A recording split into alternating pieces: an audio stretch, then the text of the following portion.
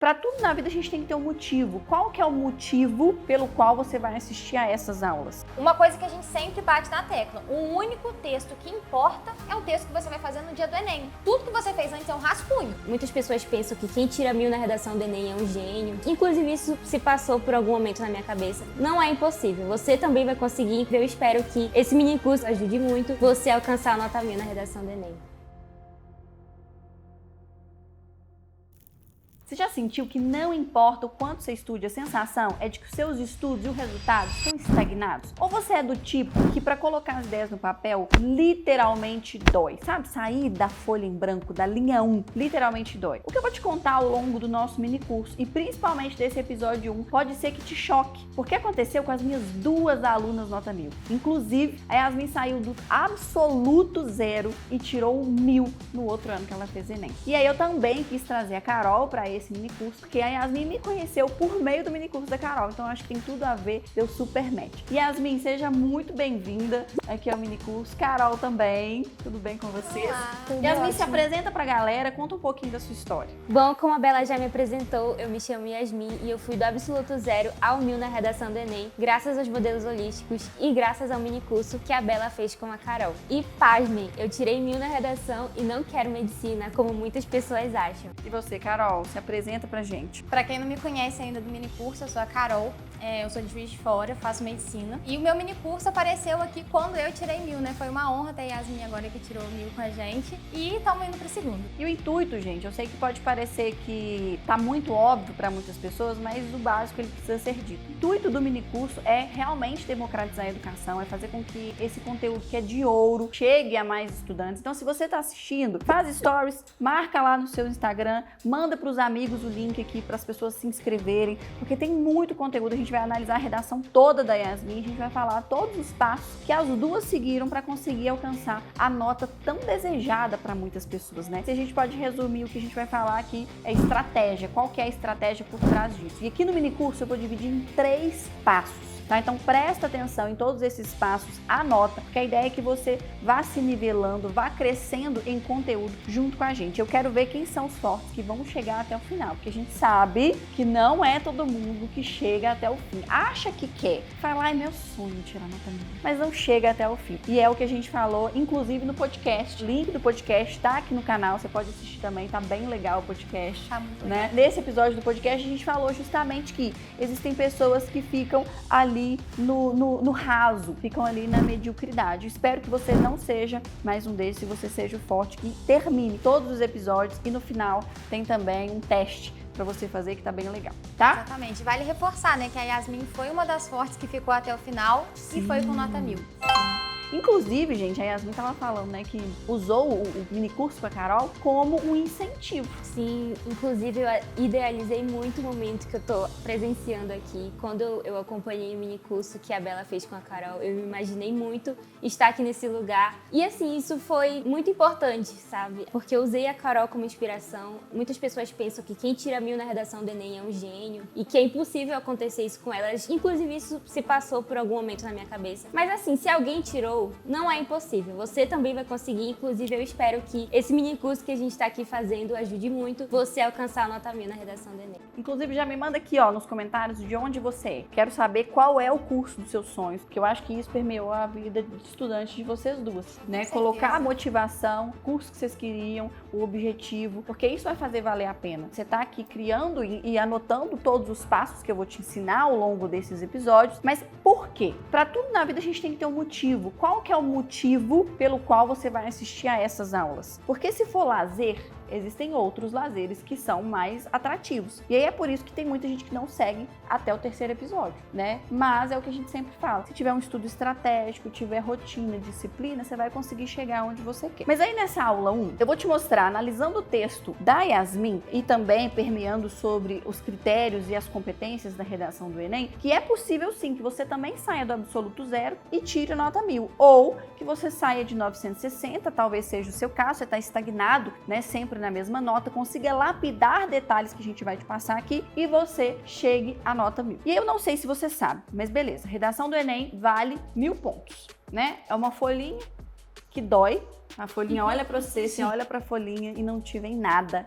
Você fala, poxa vida, me deu um branco aqui. Inclusive, Foi o que aconteceu comigo, porque assim como a maioria dos alunos, né, que também são vestibulandos, a gente pensa que a gente tem que ter um repertório para cada tema, que a gente tem que ver milhões de filmes, que a gente tem que ler milhares de livros. E, como a Bela mesma diz, isso não é nada estratégico, não é isso que você tem que fazer para passar no Enem, para alcançar a nota 1000 ou para alcançar o 900+. e aí a redação do Enem ela é dividida em 5 competências. No edital da prova, a gente vê que essas 5 competências são as 5 regras básicas. Então, o primeiro passo é conhecer as 5 regras básicas. Na verdade, é o passo 0, assim, é o início de tudo, conhecer as 5 competências. E eu quero fazer um bate-volta aqui com as meninas. Vou perguntar, Carol, vamos ver se ela lembra. Vou perguntar para elas o que é cada competência e você já vá anotando aí, tá? Essas competências, então, elas se dividem, cada uma delas vale 200 pontos, o que totaliza no fim 1000 pontos. Beleza. O que é a competência 1? A tão temida competência 1. Então, a competência 1, ela diz respeito à gramática, norma culta, se você usou a crase de forma certa, a vírgula, se o seu sujeito tá concordando direitinho com o verbo, com o predicado, se tá tudo ok, ela vai analisar a gramática do seu texto de modo geral. 200 pontos você já tem. Anota aí no seu caderninho. Competência 2. Bom, basicamente a competência 2 diz respeito aos repertórios socioculturais, que nada mais é que o conhecimento ali que você tem de várias áreas. E também diz respeito à estrutura da sua redação, que é dissertativa argumentativa. 400 pontos você já tem. Anota aí. Competência 3. A competência 3, ela diz respeito à argumentação e ao seu projeto de texto, né? Se o corretor, na hora que ele lê ali a sua redação, ele vai perceber que você teve um planejamento para escrever aquele tema. E isso você sabe, só de bater o olho no texto, você sabe se aquele texto ali foi realmente planejado. Se você começou a escrever e do nada começou a encher linguiça, ou se você realmente sabia o que você estava fazendo. Se você deu exemplos coerentes ali com o tema que você está escrevendo, é isso que a competência 3 analisa. Já soma mais 200 pontos aí. Estamos rumo ao 1000. Competência 4. Bom, a competência 4 fala sobre os conectivos que você vai usar na sua redação. Por exemplo, o ademais, o outro sim, isto é, Ótimo. dessa forma, Tanto. tanto. Excelente. Aí são as conjunções entre as frases e entre os parágrafos. 800 pontos. Olha aqui o cheirinho de sucesso. E a competência 5. Ó, pra fechar com chave de ouro, garantir o 1000. Competência 5 é a conclusão, ver se a sua conclusão tá completa. Agente, ação, meio, finalidade, detalhamento. Os 5 itens necessários. Aí é o que a gente estava conversando. Você pode ter ou uma conclusão que resolve todos os problemas apresentados no seu texto, uma conclusão completa, uma proposta, ou você pode fazer duas conclusões completas também, né? Não isso de fazer uma conclusão completa e uma incompleta. Não, faz as duas completas, uma para cada problema que você apresentou. Um parágrafo só. Um parágrafo, que aí você pode fazer ou uma proposta ou duas. Show demais. 1000 pontos. 1000 pontos. Fácil. No minicurso a gente podia acabar aqui, levantar e ir embora. Eu sei que não é só assim, daí a gente vai detalhar, esmiuçar isso tudo, mas o primeiro passo, passo 0, na verdade, é entender e conhecer essas competências. Isso é o mais importante. É a mesma coisa de eu entrar para lutar, por exemplo, uma luta, sei lá, MMA, judô. E aí eu não sei os vocabulários, eu não sei os conceitos usados ali, não sei o nome da roupa, eu realmente não sei. Né? Mas aí você começa a fazer algum esporte novo e você não sabe ali os conceitos básicos. Para redação é a mesma coisa. Se você está se dispondo a aprender um conteúdo novo, você precisa entender esses conceitos por trás daquilo que você vai se dispor a estudar. Porque aí fica muito mais simples. É o simples que não é fácil. Vai ficar mais simples. A gente sabe que não é 100% fácil, mas a gente consegue simplificar muito mais. E aí, pensando em simplificar muito mais, eu criei um e-book gratuito, que é o 900+. Para você baixar, ele tá aqui na descrição dessa aula. É só descer, gratuito. Você vai conseguir estudar por meio desse material. Como eu falei, qual que é o intuito do minicurso? Democratizar o acesso à educação. E a gente sabe que no Brasil falta muito conteúdo de qualidade, conteúdo gratuito. Então é só baixar aqui, tá? Não tem letras miúdas no final falando que vou te vender alguma coisa. Ele é 100% de graça mesmo. E baixa ele para você conseguir estudar. E aí, assim, qual que é o primeiro passo de fato para que a gente consiga alcançar 1000 pontos? É dominar de fato, competência 2 e 3. Não tem jeito da gente conseguir alcançar nem 800+ se você não dominar a competência 2 e 3. E aí, como você falou, a competência 2 é a estrutura de texto. Me fala vocês duas, e aí eu quero que você manda aqui nos comentários também, quais que eram as competências que vocês mais tinham dificuldade? Sem dúvidas a competência 1, né, que é a temida gramática. competência 1, mas vou te falar também que eu já perdi ponto na competência 3. Eram as duas que eu mais perdia ponto, competência 1 e competência 3. Eu vejo, pelo que eu conheço dos alunos, né, já são 8 anos dando aula, que são as duas competências mais temidas, competência 1 e competência 3. Mas o que você acha? Me manda aqui nos comentários. A competência 1, porque falta muito conhecimento sobre a língua portuguesa, e a competência 3, porque falta ali realmente ideias, né, para preencherem. Mas eu sempre uso uma analogia que é o seguinte: um texto, uma redação, pode ser comparada à estrutura de um prédio ou de uma casa. Se a gente fechar o olho, vamos fazer esse exercício aqui. Fecha o olho e imagina uma casa. Essa casa, ela tem um modelo. Vocês concordam? Vocês visualizaram aí o modelo da casa? Sim. Agora, se eu falar assim, fecha o olho e imagina um prédio. Ele tem um modelo, não tem? Ele tem uma estrutura. E o arquiteto, o engenheiro, ele precisa seguir aquela planta, aquele modelo, aquele padrão. Porque se ele erra qualquer coisa ali, ele sai de uma casa e constrói um prédio. E constrói uma outra coisa qualquer, que não é nenhum dos dois também. Ele erra, vocês já viram aquelas zoeiras na internet de construções que a porta não fecha no banheiro, o quarto não tem jeito de caber a cama, a pessoa não passa. Então, cria-se ali uma outra coisa que não é nenhuma casa e nenhum prédio. A redação é a mesma coisa. Ela também possui uma estrutura. E quando você não conhece essa estrutura, fica muito difícil que você consiga ali desenvolver as suas ideias. Então, vamos pegar o texto aqui da Yasmin, só para a gente poder analisar a macroestrutura textual, para vocês conseguirem identificar comigo essa questão, tá? Então, a redação do Enem, ela é dividida aqui, ó, em 4 parágrafos. Batendo o olho na estrutura do texto dela aqui, a gente já consegue perceber que ela conseguiu fazer essa macrodivisão. Isso para o corretor já mostra que ela domina o tipo textual pelo qual ela estava escrevendo. Por quê? Vocês já sabem disso. Se a Yasmin tivesse feito aqui um vocativo, a introdução se apresentando, venho por meio desta, reivindicar, lá embaixo ela colocasse uma despedida e ela colocasse uma assinatura, o que ela tinha feito? Uma carta. E ela tangenciou a estrutura de texto. Era 0. Não tem jeito, não adianta. Agora, o que você acha, Yasmin, que aconteceu para você ter tirado 0? Então, o que aconteceu ali era que eu não fazia ideia de como fazer uma redação, né? A gente sabe que os cursinhos, eles não ensinam estrategicamente como você vai fazer a redação do Enem. Então, eu ficava ali decorando vários repertórios, assistindo vários filmes, lendo vários livros, para que no dia do Enem eu tivesse uma bagagem de conhecimento. Só que a gente sabe que na hora a gente nunca lembra, o nervosismo nunca deixa a gente lembrar de nada. E foi justamente por isso que eu deixei minha redação em branco. E também porque eu não dominava, né, a estrutura, justamente aquela questão do prédio. Eu não sabia fazer uma redação. Eu tenho certeza que toda vez que você for fazer uma redação, você não vai esquecer mais dessa analogia do prédio e da casa. Né? Porque toda vez que você for parar para fazer o seu texto, você vai entender. Uma introdução, ela tem que ter em média de 4 a 6 linhas. Então você já marca aí essa estrutura. Desenvolvimento 1, 6 a 8 linhas, 9 linhas, dependendo da letra da pessoa. O desenvolvimento 2, a mesma coisa, então 6 a 9 linhas. E a conclusão aí, umas 5, 6 linhas, dependendo da letra, do espaçamento que você fez aí, 7 linhas. Tá vendo que eu fiz dependendo? Porque a gente tem casa que tem 2 andares, a gente tem casa que tem varanda e que não tem, a gente tem uma casa que é mais compacta, a outra casa que é mais robusta, um prédio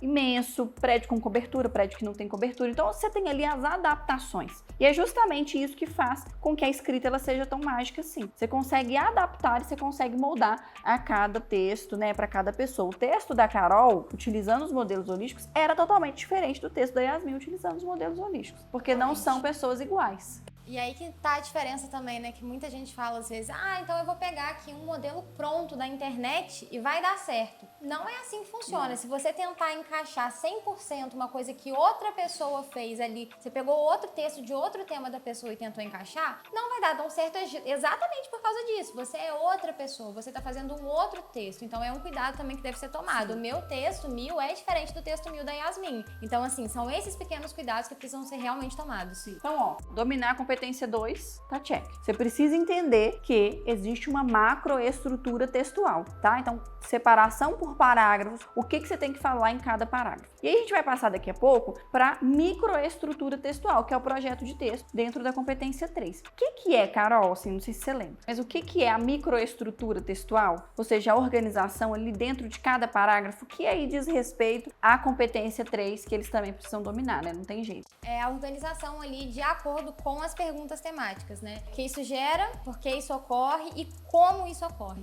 Que são as E três o porquê? Quando a gente pensa assim, por que os temas acontecem? Como que a gente responde isso? Tem que jogar no Google? Não, porque ocorre geralmente já vem no seu modelo holístico, que é justamente o seu argumento holístico. Ele responde essa pergunta do porquê ocorre. E aí, olha só, na introdução aqui da Yasmin, ó, ela começou com uma área do conhecimento, que foi ensaio sobre a cegueira, super holístico. Você encaixou só pra esse tema aqui ou dava pra todos? Dava pra todos, nossa. Invisibilidade. Você tem que entender que se um problema ele tá ocorrendo na sociedade, é porque sem dúvidas ele é invisível. E o livro do José Saramago fala justamente sobre isso, né? Sobre essa cegueira moral que estava ocorrendo ali. Não.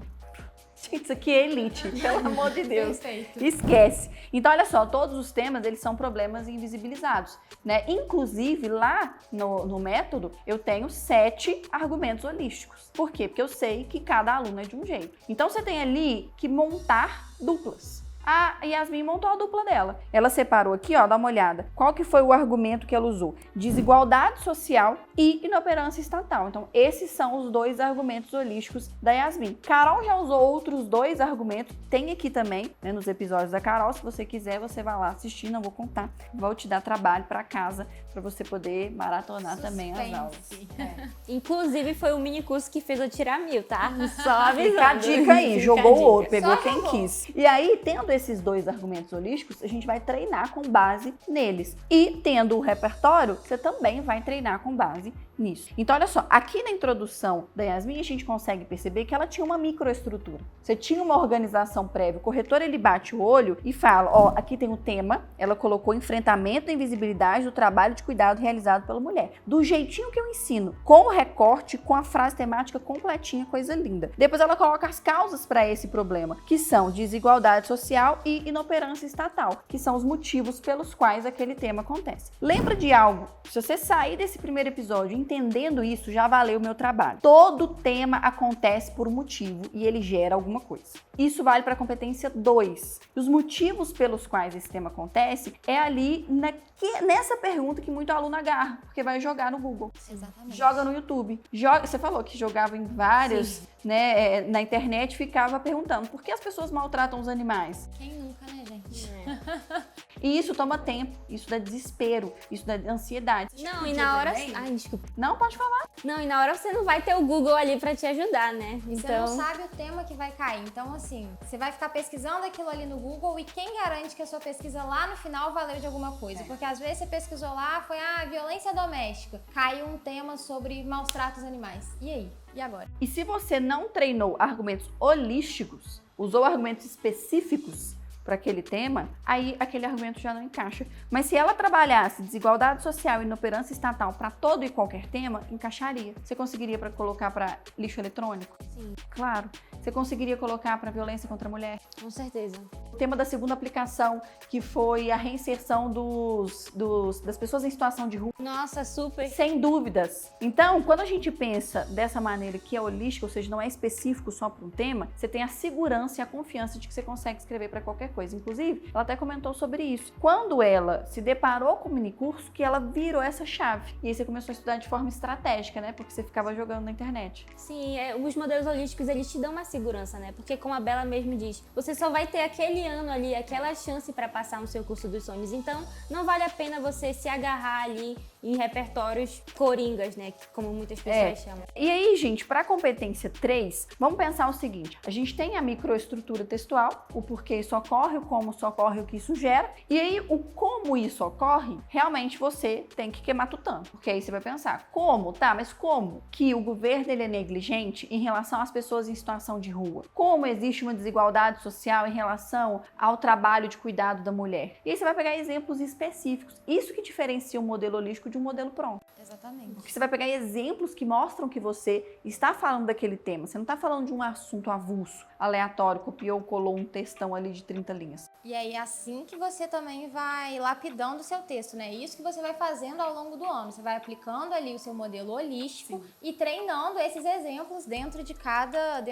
tema, né? Sim. Como que isso ocorre? Como que o governo é negligente? Por exemplo, não tendo programas públicos para oferecer comida comida para as pessoas em situação de rua. Então você tem que ir exercitando isso dentro dentro do seu modelo, né? Por isso que não adianta, sei lá, pegar um texto de outra pessoa, tá ali pronto, vou só aqui tirar um print e vou copiar ele para toda a redação que eu vou fazer. Por isso que não dá certo. Sim. Por isso que realmente não é um modelo pronto, né? Não tem como realmente você pegar um print ali e fazer. Inclusive, os vestibulares já estão atentos a isso. Vários vestibulares já colocam nos editais e também os corretores do Enem já estão atentos a isso, né? Agora, você ter estratégia para escrever, você ter um texto que é moldável e adaptável aos temas e a você, isso que faz toda a diferença, faz todo sentido. Aí, olha só os desenvolvimentos dela, então. No desenvolvimento 1, ela coloca Hannah Arendt para ser o repertório, competência 2. E aí, qual é o repertório dela? A essência dos direitos humanos é o direito a ter direitos. Essa é uma citação positiva. O que ela vai fazer depois? Ela vai problematizar. Contudo, o pensamento da filósofa não é posto em vigor.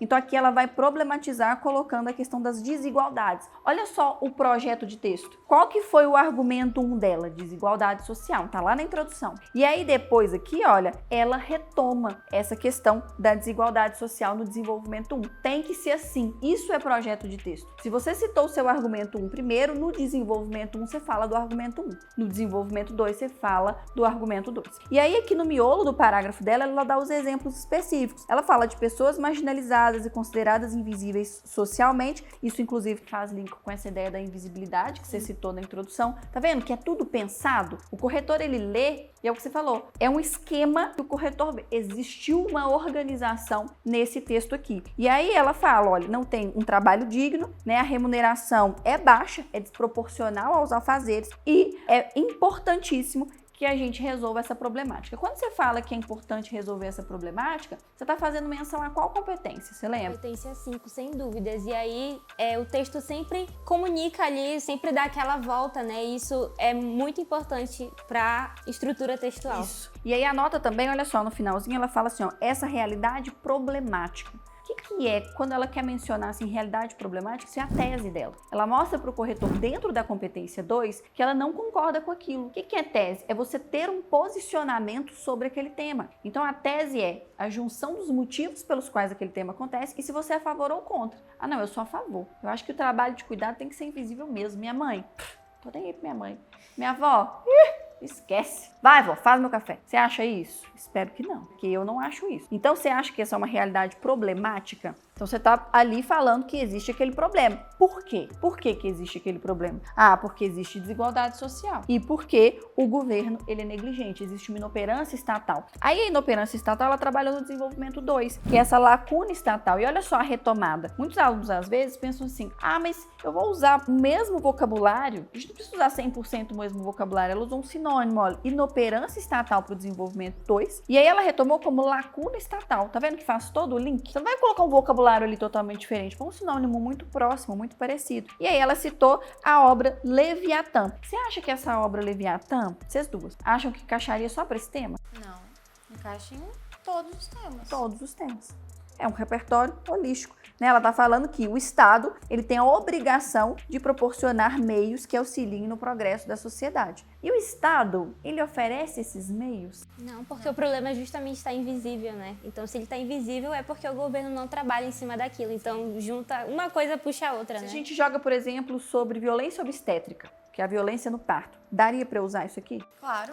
O governo, ele auxilia as mulheres marginalizadas? Não. Tanto que a gente vê, assim, daria até para problematizar dentro disso, né? De violência obstétrica no SUS. Sim. Pronto, acabou. Você nem precisa partir, né, para o particular, que também é responsabilidade do governo, mas você nem precisa partir para isso. Sim. Você pode ir no que é mais direto, SUS. E cai muito na desigualdade social, porque quem não tem condições de ter um atendimento particular recorre ao SUS e não tem esse atendimento priorizado. Aí a gente poderia, por exemplo, se a gente fosse migrar para uma aula tradicional, usar repertório de documentário. Ah, eu vou usar o documentário Renascimento do Parto. Legal, mas daria para usar para pessoas em situação de rua? Não. Já a obra Leviatã daria. Porque a gente poderia falar dos programas públicos. Você falou que o governo não faz. E essa ideia dos programas públicos governamentais encaixa para todos os temas. Então você já tem um como holístico ali também. É porque o governo, ele é um ótimo argumento. Por quê? Porque todo problema que existe, basicamente, ele é culpa do governo. Então, sempre que você achar um problema, existe algo que o governo não tá fazendo que é responsável por aquele problema. Então é ótimo. E às vezes, assim, eu já vi, né, professores falando, mas isso é muito clichê. Vamos falar sobre o clichê?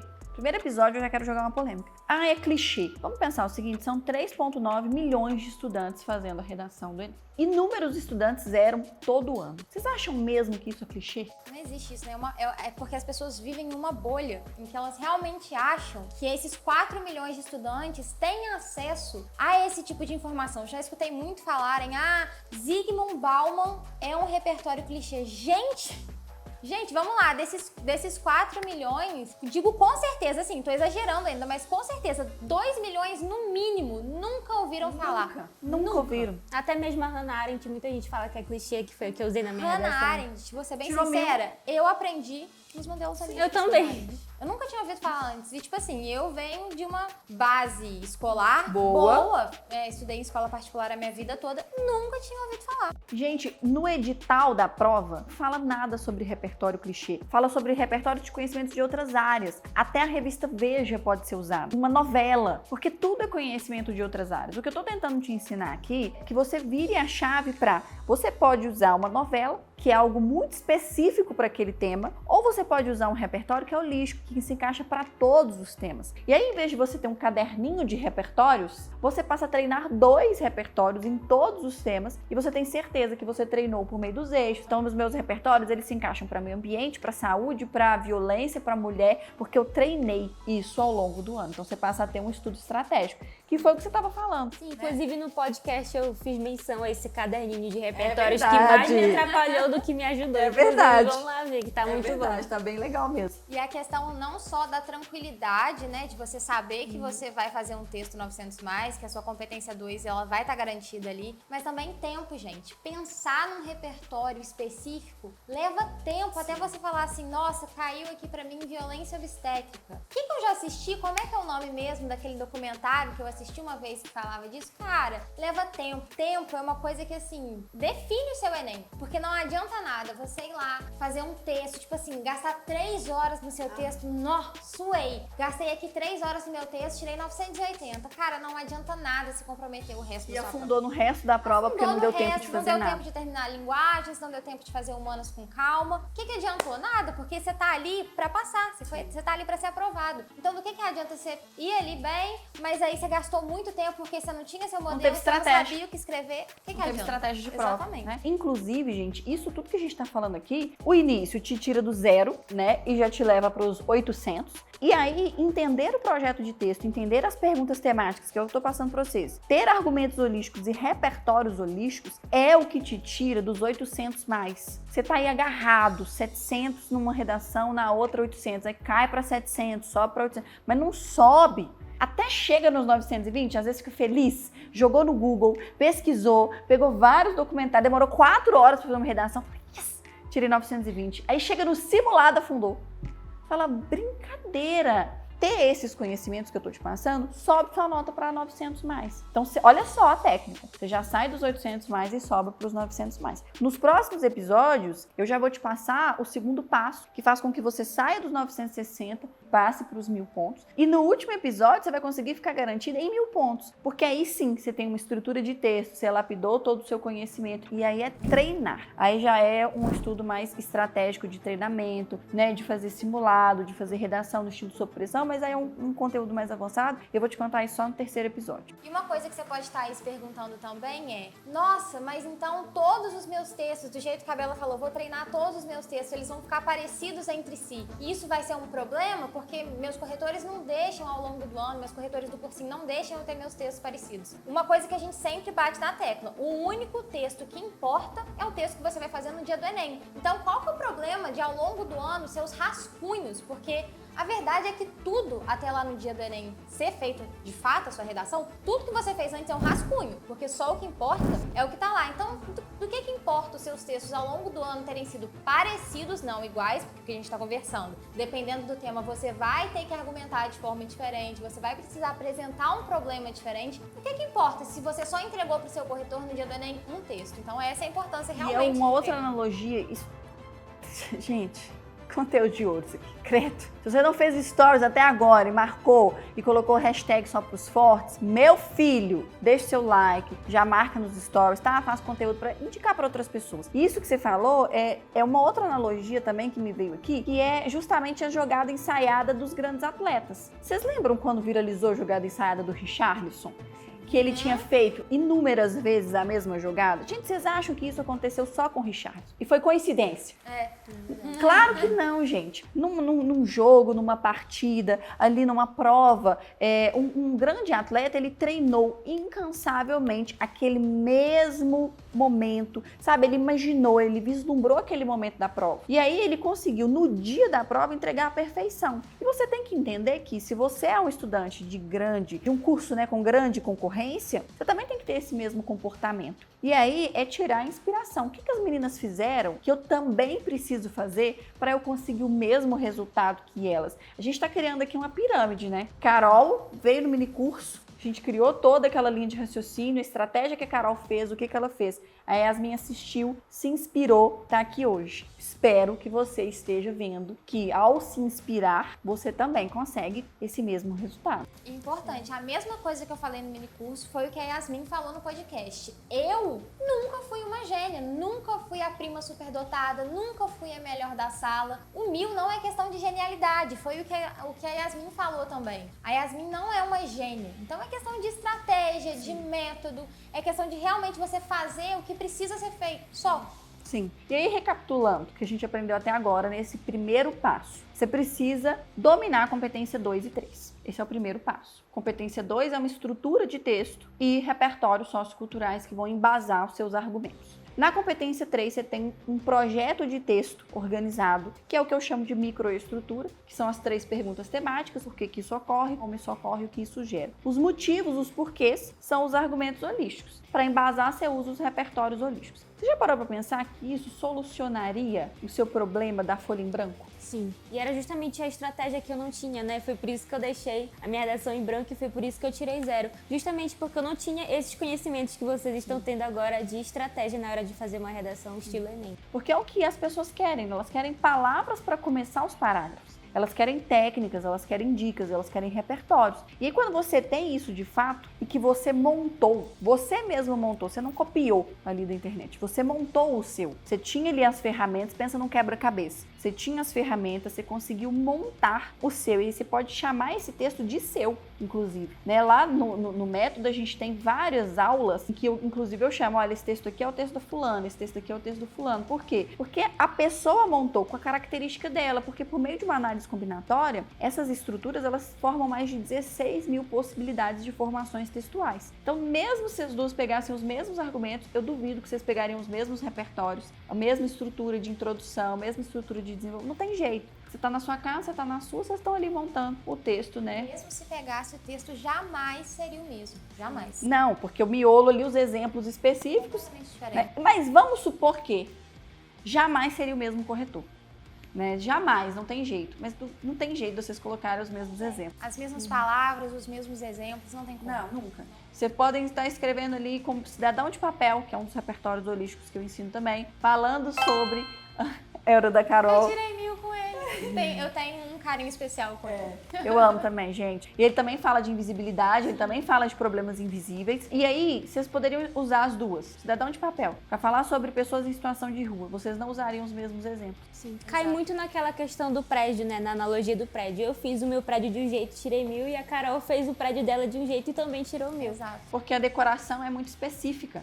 Né? O jeito que vocês montariam aquele prédio é muito específico. E outra coisa legal dentro dessa questão do prédio é que se você pensar só de fechar o olho e pensar no prédio, é exatamente já a folha que saiu do branco. Sim. Essa ideia, esse esqueleto do seu prédio, você já fez ali sair do branco, né? Sim. Que a Yasmin comentou que foi o que ela fez ela zerar. Só de pensar nisso, ó, pensou no seu modelo ali, sua folha já não tá branca mais. Sim. Isso é muito bom. Não, isso é incrível, gente. É isso que faz total diferença, né? Na hora da prova, porque vai te dar muita confiança. Até na hora do treino ao longo do ano. Se você tá estudando e não tem confiança no seu texto e fica desesperado, tá demorando muito para escrever, não tem a sua nota boa e fica oscilando muito, os seus estudos eles ficam comprometidos ao ao longo do ano, porque você não tem certeza. E aí é aquilo que você falou, começa a cair um tanto de lorota na internet, começa a jogar um tanto de coisa no Google, e aí o que cai, você começa a acreditar, né? E aí às vezes você até consegue alcançar uma nota um pouquinho melhor. Só que você não faz com o tempo que você precisa, né? Você não tem ali também uma confiança de escrita, porque você ainda tinha caderninho de repertório, né? Espero que vocês estejam gostando do nosso mini curso. Esse foi só o primeiro episódio. Como eu te falei, a gente tem um e-book gratuito aqui na descrição do vídeo, material completaço para você aprender sobre as competências, tá? Ele se chama 900+, é só baixar, gratuito. Deixa o seu like, inscreva-se no canal, segue as duas nas redes sociais, porque elas são produtoras de conteúdo, estão lá também democratizando a educação. No próximo episódio, episódio 2, eu vou te contar qual é o segundo passo para que você suba, para que você saia, né, dos 900 estagnado. Tá aí nos 920, não consegue sair, tá nos 960, não consegue sair, e que você vá rumo a 1000 pontos. Bora pro próximo episódio.